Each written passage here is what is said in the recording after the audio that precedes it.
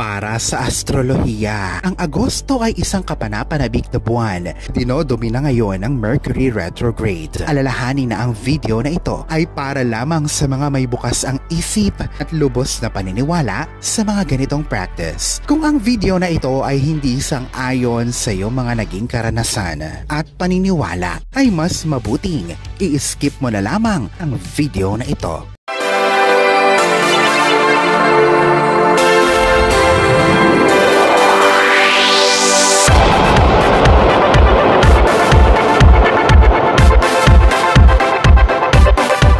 Magaganap ang Mercury retrograde sa Virgo sa araw ng Lunes, Agosto 5, bago ito lumipat sa Leo sa Miyerkules. Sa ika-Agosto 14 at sa mga mag-e-station ng direkta sa Miyerkules, Agosto 28, 2024. Ang tingin madalas ng marami sa Mercury retrograde ay negatibo o masama ang dulot. Ngunit sa ibang parte, ito ay nagbibigay ng maganda at incredible na saloobin, refleksyon at pati na ang redirection. Ito ay partikular na totoo dahil sa araw ng Lunes, August 19, ang Mercury ay tatagpuin ang araw sa isang astrological aspect na tinatawag na Cazimi. Ang Mercury Cazimi na magaganap sa Leo ay tutulungan kang makapag-umpisa muli isang brand new cycle na siyang tutulungan kang matupad ang mga pangarap mo. Ang Mercury retrograde ay pwedeng magamit sa iyong kapakinabangan o advantage sa pamamagitan ng pagtingin sa anumang lilitaw o mangyayari ay kikilos para sa iyong higher good o mas ikabubuti. Ang anumang persepsyon na mayroon ka ay ang siyang mangyayari, mararanasan mo. Kaya naman kung ikaw ay nakatagpo ng hindi inaasahang proyekto o pagkakaabalahan, o bisitahin muli ang desisyon na nagawa mo noong nakaraang taon, imbes na maging frustrated o mag-alala, isipin na ang universe. Isipin na ang universe ay binibigyan ka ng isang regalo. Ito ay isang regalo upang mas mahasa at mapagpabuti ka pa. May strong emphasis din sa career at finances ngayong Agosto. Ayon sa astrolohiya, ito ay hindi na nakakagulat dahil ang enerhiya ng Virgo at Leo ay nagdadala ng tema ng tagumpay at kasaganahan. Sa Mercury retrograde, maliban na lang kung mabigyan ka ng pangalawang tsansa sa isang nakaraang oportunidad, ay mas magandang maghintay hanggang Setyembre upang tuluyang kumuha ng anumang bagong posisyon o makapirma sa mga bagong kontrata. Kung ngayon ka pa lang sa channel na ito, huwag kalimutang i-like at i-share ang video na ito. Mag-subscribe ka na din. I-click ang bell at all para lagi kang updated sa mga pinakabago kong horoscope.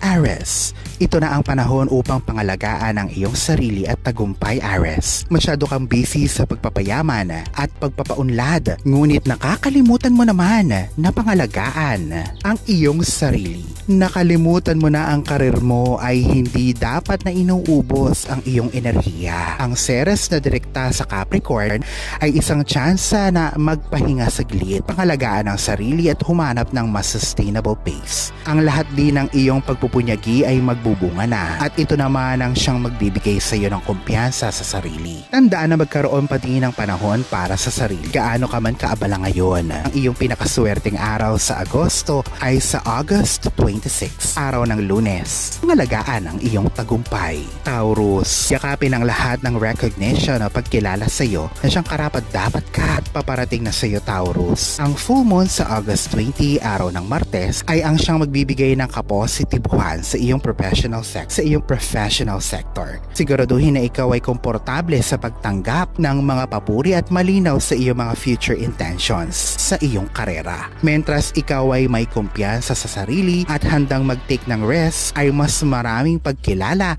at kasaganahan ang iyong maimamanifesto. Ang iyong pinakaswerteng araw sa Agosto ay sa August 19, araw ng Lunes. Yakapin mo ang pagkilala sa iyo. Gemini, ang Aquarius energy na siyang namamahala sa iyong House of Luck na siyang may kinalaman sa mga oportunidad sa edukasyon, paglalakbay, negosyo, kayamanan, at pati na ang spiritual growth. Ang full moon sa Aquarius na magaganap sa August 20 ay ang siyang magdadala sa iyo sa tugatog ng expansiveness. Ang enerhiyang ito ay ang siyang magdadala ng importanteng landas patungo sa pagkamit ng tagumpay. Ang universe ay naghihintay lamang sa iyo na makapagdesisyon at habang ikaw ay mas nagiging committed sa iyong mga pangarap ay mas madaling magkatotoo ang mga ito. Ang iyong luckiest day ay sa August 19, araw ng Lunes. Mabuhay sa iyong mga pangarap. Cancer, ang pananalapi o finances mo ay ang siyang bidang-bida sa iyong buhay ngayon. Cancer, habang ikaw ay masyadong nakatali ngayon sa proseso ng pagbuo ng bagong buhay, pakiramdam mo ngayon ay hindi mo makita ang success o tagumpay na gusto mo. Pero ang lahat ay dumadating ng pabugso-bugso at ang bawat pagkakataon ay inihahanda ka lamang sa bagong simula. Alam mong may swerte sa pera pero ang mas hinahanap mo ngayon ay ang siguradong source of income. Maaari mong bisitahin ulit ang nakaraang career opportunity o pangarap ngayong buwan. Ang iyong luckiest day ay sa Linggo, August 4. Isang bagong abundant chapter. Leo, pag-isipan na balikan ang kung anumang nagpapayaman sa iyong buhay, Leo. Ang Mercury ay magre-retrograde sa unang kalahati ng buwan sa Virgo. Magbago ng takbo ng isip ang pagtanto na kung ano ang mas importante o kung anong bagay ang mas pinahahalagahan mo. Habang ang planetang Mercury ay tinutulungan kang matuto kung sino ka ba talaga, ano ang mga gusto mo sa buhay, at pati na ang halaga mo. Ang Venus ay magbabalik sa Virgo sa Linggo, August 4 at siyang magdadala ng financial blessings sa iyong buhay. Ang Venus sa Virgo ay tinutulungan kang makita na saan ka man dalahin ng Mercury retrograde ay maganda ang maidudulot. Hindi lamang ang material na bagay o kayamanan ang nagpapatakbo sa buhay, kundi yung mga ginagawa din natin sa buhay ang siyang mga mahalaga. Ang iyong pinakaswerteng araw sa Agosto ay sa August 4. Pagyamanin ang iyong espiritu. Virgo, ikaw ay nasa paglalakbay ngayon upang pag-isipan kung ano nga ba ang ibig sabihin ng kabalansehan sa buhay. Virgo, marahil sa una, ito ay naging career versus pamilya, tahanan versus paglalakbay. Ito ay patungkol sa mas pag-unawa pa ng kung ano ang mga talagang gusto mo sa buhay.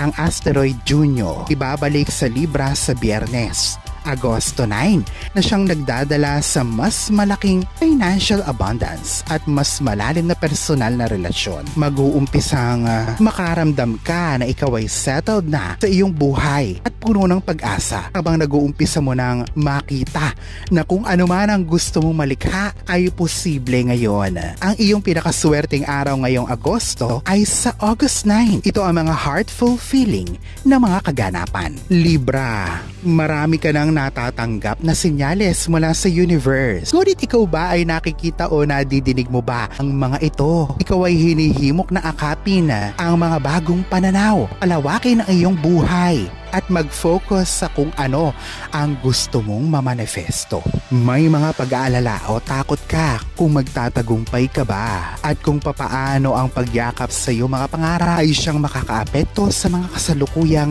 mga kaganapan at mga relasyon.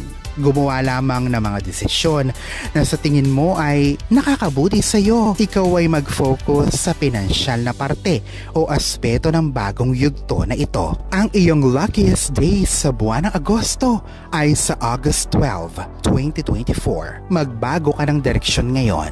Scorpio, may padating na promotion. Ito ay isang bagong posisyon sa kumpanya. Pagpunta sa isang bagong kumpanya na ibigay na ito sa iyo ng universe. Ito ay regalo pero imbes na buksan mo itong regalo na ito ng may pagpapasalamat, ito ay pinag-iisipan mo kung ito nga ba talaga ang gusto mo. Scorpio, deserve mo ang mga ito.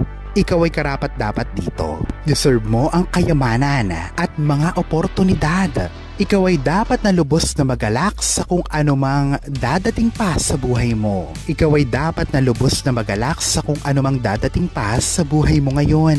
Magtiwala na kung anuman ang iyong minamanifesto ay natatanggap mo na. Ang iyong luckiest day ay sa August 4, araw ng linggo. Ikaw ay maniwala at maging positibo sa mga posibilidad. Sagittarius, upang magawa mo ang mga bagay na malapit sa iyong puso, una ay dapat mong pag-isipan kung ano ito. Bilang explorer ng zodiac, ikaw ay mahilig tumuklas ng maraming lugar upang makita mo kung ano ang maibibigay sa iyo ng buhay. Bukod sa pagtitiwala na nakita mo na ang tunay na layunin mo sa buhay, ay magtiwala ka dapat sa iyong mga desisyon. Habang ang Venus ay lilipat na sa linggo, August 4, ikaw ay makakatanggap ng financial at professional boost sa iyong career. Ang Venus ay ang planeta ng pag-ibig, kayamanan at pati na ang real estate. Kaya naman ikaw ay makakatanggap ng bonus o maaaring maisipan mo na lumipat ng trabaho. Lalo na ang Leo energy ay kasalukuyang pinagliliwanag ang iyong house of expansion. Sagittarius, ang pagtitiwala sa iyong sarili ay ang siyang susi sa tagumpay mo ngayon. Ang iyong luckiest day ngayong Agosto ay sa August 4, araw ng linggo. Gawin mo kung ano ang malapit sa puso mo. Capricorn, nasa universe parati ang huling halakhak Capricorn. Dahil ang mga pinakamagagandang punto sa buhay ay yung mga hindi kailanman pinagpaplanuhan. Huwag magmadali, mag-focus sa kung saan ka man nandoon. Habang ang araw ay lilipat sa Virgo sa Huwebes, August 22, ikaw ay makakaramdam ng kalakasan upang makagawa ng mga bagong bagay, makatuklas ng mga bagong landas, at mapagtanto na ang pinakabuenas na bagay na pwede mong magawa ay ang mag-let go. Hayaan na huwag kontrolin ang mga bagay-bagay.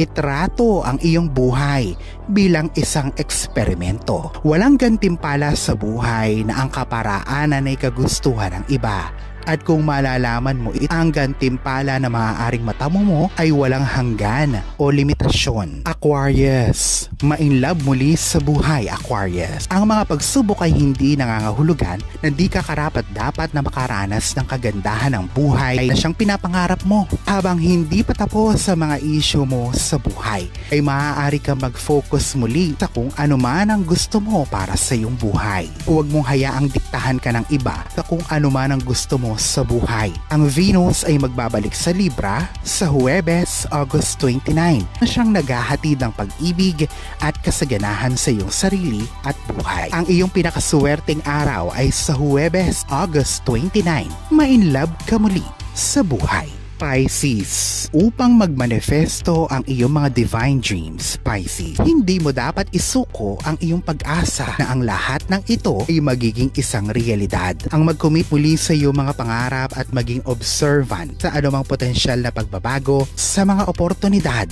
Pisces, upang magmanifesto ang iyong mga divine dreams, Pisces, hindi mo dapat isuko ang iyong pag-asa na ang lahat ng ito ay maging isang realidad. Ang mag-commit muli sa iyong mga pangarap at maging observant sa anumang potensyal na pagbabago sa mga oportunidad. Ang Scorpio ang siyang nag-govern sa iyong house of life. Ikaw ay magkakaroon ng panibagong landasin sa iyong buhay. Pero kung ikaw ay mawawalan na lang ng pag-asa, ay maaaring mapalagpas mo ito.